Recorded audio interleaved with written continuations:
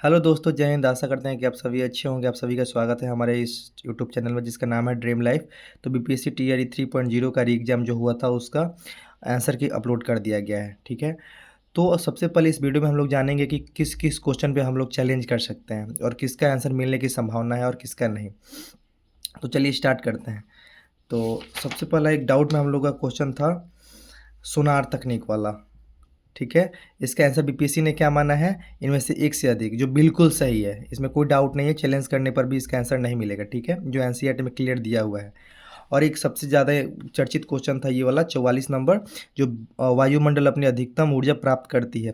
बहुत लोग इसमें सूर्य का आंसर बता रहे थे, लेकिन इसका दीर्घ पार्थिक विकिरण तरंगों से ही होता है। ठीक है, इसका एनसीईआरटी में क्लास 11th में क्लियर दिया हुआ है। तो इसको चैलेंज करने के बाद भी एक नंबर नहीं बढ़ने वाला है। ठीक है, आपका पैसा वेस्ट जाएगा।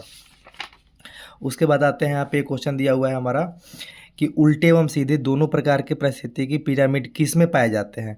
तो इसका भी आंसर हम लोगों का इनमें से एक से अधिक होगा, क्योंकि संख्या का पिरामिड और जीवभार का पिरामिड दोनों होता है, जो एनसीईआरटी में क्लियर दिया हुआ है। एनसीईआरटी से एक भी क्वेश्चन बाहर नहीं आया हुआ है। इसके बाद वाले वीडियो में हम पूरा प्रूफ दे देंगे कि क्वेश्चन कहाँ से आया हुआ है। तो इसका भी आंसर इनमें से एक से अधिक होगा। चैलेंज करने से कोई फ़ायदा नहीं है। अब बहुत लोग क्वेश्चन में बोल रहे हैं, यहाँ पे डाउट है। हाँ, ये क्वेश्चन था मखाना वाला, निम्न में से कौन सा फसल को नदी में नहीं उगाया जा सकता है। तो इसमें आप लोग मतलब चैलेंज कर सकते हैं। 50-50 चांसेस है कि आंसर चेंज हो जाए। देखिए, बोल रहा है यहाँ पे नहीं, यानी इनमें से कौन से ऐसे फसल है जो नदी में नहीं उगाया जा सकता है। तो कमल उगाया जा सकता है, मान लीजिए मखाना उगाया जा सकता है, सिंघाड़ा, तीनों को उगाया जा सकता है। तो इनमें से कौन नहीं उगाया जा सकता है। तो ऐसा कोई नहीं है जो नहीं उगाया जा सकता है। तो इनका आंसर होना चाहिए इनमें से कोई नहीं। ठीक है, लेकिन इसका आंसर बीपीएससी ने इनमें से एक से अधिक माना है। तो इस पे चैलेंज किया जा सकता है कि अगर मान लीजिए आप तीनों को ही मान रहे हैं तो भी तो इसका आंसर इनमें से कोई नहीं होगा, नन ऑफ दी अबव। लेकिन इसका आंसर इनमें से एक क्वेश्चन जो है ये डाउट भरा है, जिसका आंसर चेंज हो सकता है। ठीक है, अब चलिए, इसमें और कोई डाउट वाला क्वेश्चन नहीं है। हाँ, ये वाला क्वेश्चन बहुत ज़्यादा डाउट वाला है। देखिए ध्यान से, ये जो क्वेश्चन बोल रहा है एन एम का भाई है कि एम की बहन है, पी ओ का भाई है तथा ओ एन की बेटी है और पी का चाचा कौन है। तो इसमें सब कोई बोल रहा है कि इनमें से कोई नहीं होगा, लेकिन क्योंकि इसका जेंडर जो है क्लियर नहीं है कि मेल है कि फीमेल है। लेकिन ये बीपीएससी जो प्रीलिम्स हुआ था, कम से कम 2 बार ऐसा क्वेश्चन आया था और उन्होंने ऑप्शन में ही से ऑप्शन जो दिया था उसमें सही आंसर माना था। तो इसका भी 90% चांसेस है कि आंसर चेंज नहीं होने वाला है, आप लोग कितना भी चैलेंज कर लें। क्योंकि वो चांस है ना, मान लीजिए कंफर्म नहीं है कि मेल है कि फीमेल है, लेकिन मेल हो भी तो सकता है ना। हो सकता है तो उसका आंसर तो ऑप्शन में दिया है, इसलिए वो एम माना है। ठीक है, तो इसलिए इसका आंसर भी चेंज होने की कोई पॉसिबिलिटी नहीं है। लेकिन आप लोग इसको चैलेंज कर सकते हैं। 2 क्वेश्चन ऐसा है जिसको आप लोग चैलेंज कर सकते हैं, लेकिन चांस बहुत कम है जिसका चेंज किया जा सकता। ठीक है, ये तो कंफर्म है कि इसका आंसर इनमें से कोई नहीं होना चाहिए अगर देखा जाए तो ऑफिशियली। लेकिन इसका आंसर एम भी जा सकता है, क्योंकि वो हो भी सकता है ना मेल। ठीक है, तो इसका आंसर जो डाउट में है। और और ये वाला एक जो क्वेश्चन था ओजोन वाला, तो इसका तो आंसर इनमें से कोई नहीं होगा, क्योंकि सब कोई बोल रहे थे कि जो है उच्च तरंग दैर्ध्य का विकिरण है। नहीं, ये उच्च नहीं होगा, ये निम्न तरंग दैर्ध्य होता है। ठीक है, तो इसमें भी कोई डाउट नहीं है। अब आगे आ जाइए। अब ये वाला एक क्वेश्चन है, इसमें आप लोग चैलेंज कर सकते हैं। ठीक है, क्योंकि यहाँ पे जो दिया है टीएमसी के 13 संसद निलंबित है, इसका 41, कांग्रेस का और डीएमके का 16। तो इसका जो डाटा है आप लोग कहीं भी जा सकते हैं, डाटा गलत है। इसका 41 नहीं था, इसका 16 नहीं था और इसका 13, तीनों का अलग अलग डाटा है। तो इस पर आप लोग, लेकिन एनसीईआरटी में नहीं दिया है, तो वो एनसीईआरटी प्रूफ उनको चाहिए बीपीएससी को, इसलिए गूगल पे या फिर किसी और सोर्सेज से आप लोग इसका चैलेंज कर सकते हैं। ठीक है, लेकिन वो बीपीएससी जो होता है एनसीईआरटी को ही फॉलो करता है।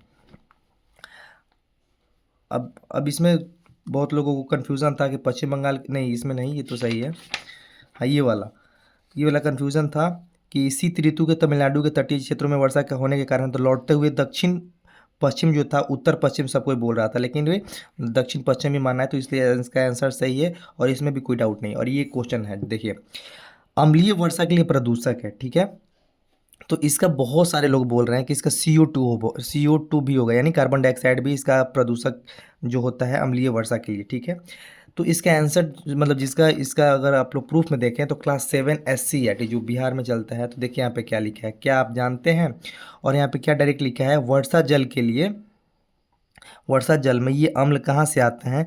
कारखानों से निकलने वाले कार्बन डाइऑक्साइड यानी CO2 हो गया, सल्फर डाइऑक्साइड और नाइट्रोजन डाइऑक्साइड जैसी गैसें वर्षा जल में घुलकर क्रमशः कार्बनिक अम्ल, सल्फ्यूरिक अम्ल और नाइट्रिक अम्ल बनाते हैं। लेकिन देखिए समझने वाली बात यहाँ पे क्या है, सबको तो प्रूफ दे दे रहा है कि कार्बन डाइऑक्साइड होगा, लेकिन इसका कार्बन डाइऑक्साइड नहीं होगा। क्योंकि देखिए क्या बोल रहा है, कार्बन डाइऑक्साइड, सल्फ्यूरिक और नाइट्रोजन डाइऑक्साइड यानी 3 जो ऐसे गैस हैं वो क्या होता है, वर्षा जल में घुल जाते हैं। लेकिन क्या बनाते हैं वो, ये फिर उसका रूप बदल के कार्बनिक अम्ल, सल्फ्यूरिक अम्ल और नाइट्रिक अम्ल बनाता है।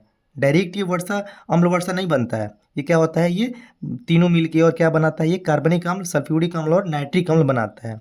और ये जो तीनों होते हैं SO2, NO2, ये जो कारण होते हैं वो अम्ल वर्षा के कारण होते हैं। इसलिए CO2 इसका आंसर BPSC नहीं मानेगा, इसलिए इसका भी चैलेंज करने से कोई फ़ायदा नहीं है। बट आप लोग अगर चाहें तो तसल्ली के लिए इसका प्रूफ लगा के आप लोग क्लास 7 का है, पेज नंबर 171, SCERT NCERT नहीं, ठीक है, दे सकते हैं।